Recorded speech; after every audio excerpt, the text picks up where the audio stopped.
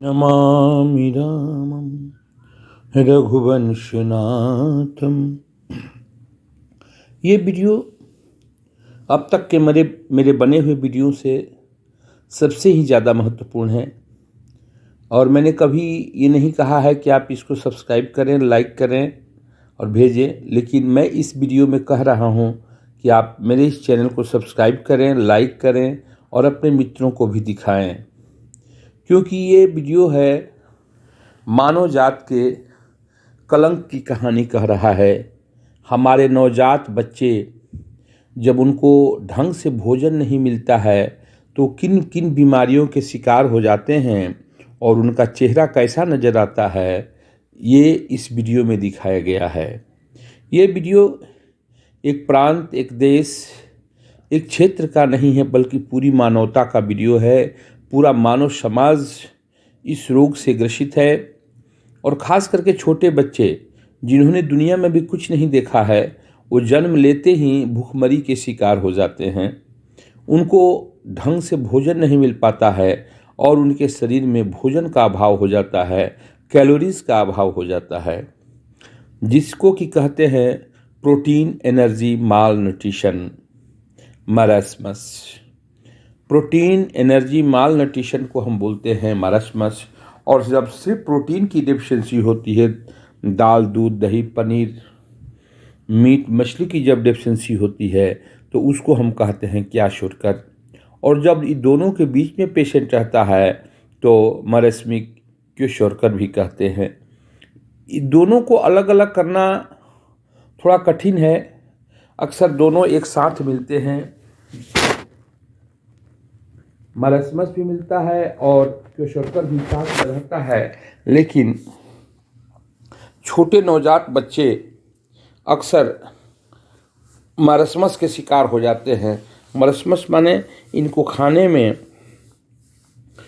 Carbohydrate, घी और protein ढंग से मिल नहीं पाता है और इन बच्चों को बार बार इन्फेक्शन होता है।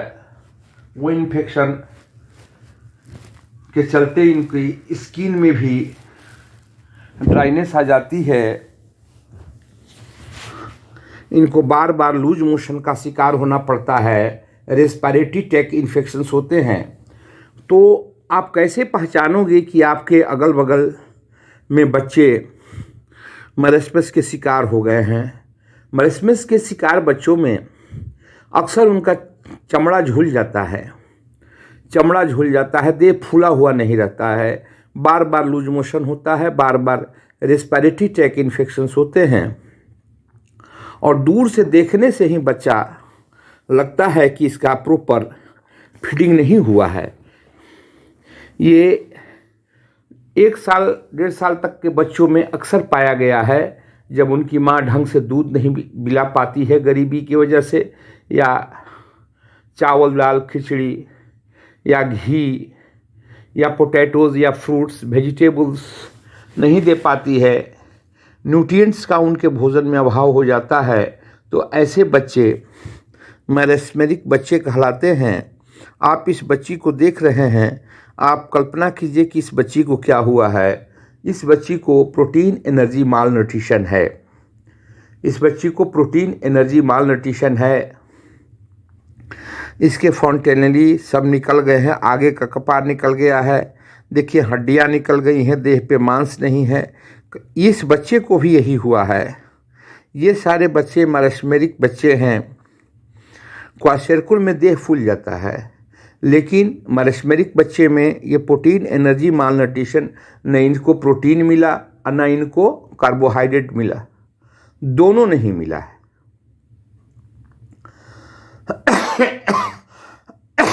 हमको एनर्जी 2-3 जगह से मिलती है, या तो हम प्रोटीन खाते हैं, दाल, दलिया, दूध, दही, मीट, फिश, या चावल, चूड़ा, चीनी। चावल, चूड़ा, चीनी को हम बोलते हैं कार्बोहाइड्रेट। शक्कर कार्बोहाइड्रेट में आता है, पोटैटोज कार्बोहाइड्रेट में आते हैं और घी वगैरह आता है, वो फैट्स में आता है, तेल फैट्स में आता है। तो इन बच्चों को न घी मिला, न कार्बोहाइड्रेट मिला, न प्रोटीन मिला, और ये बच्चे माल नरिश्ड हो गए।